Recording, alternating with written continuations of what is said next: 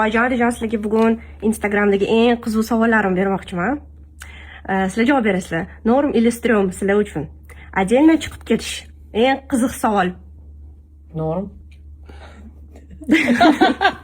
Yoshdan alohida chiqib ketishi. Ha. Ya'ni men o'g'lim bilan keldimmi? Norm. Nimaga? Endi mana o'zimiz ham qachondir ota-onamizdan alohida chiqqanmiz.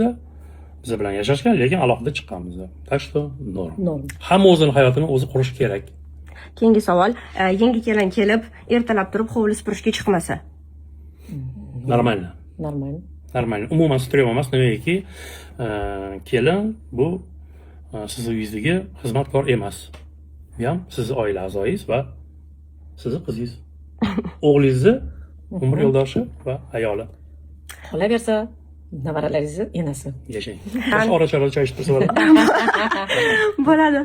Ko'chaga chiqib ketganda sizlardan ruxsat so'ramay ketsa. Norm. Lekin bizning paytimizda oyijoningiz albatta ruxsat so'raydilar. Oldin menda, keyin onamdan. Lekin hozirgi paytda bizani ogohlantirish yoki ruxsat so'rash shart emas, negaki o'zingiz eringiz bor, umr yo'ldoshingiz bor, ruxsat bersalar bemalol. O'zingizlar gapirsanglar gapirasizlar, tak. Men so'ramayman ham, qolib ketayotganingni. Siz bosh farq qo'yaylik. Так что norm.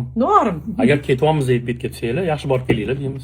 Kechki ovqatga er-xotin o'zi ikkalasi ovqat yeb o'tirsa-da, sizlarni chaqirmasa ovqatga. Tak, bizani bular chaqirishmasa ovqatga.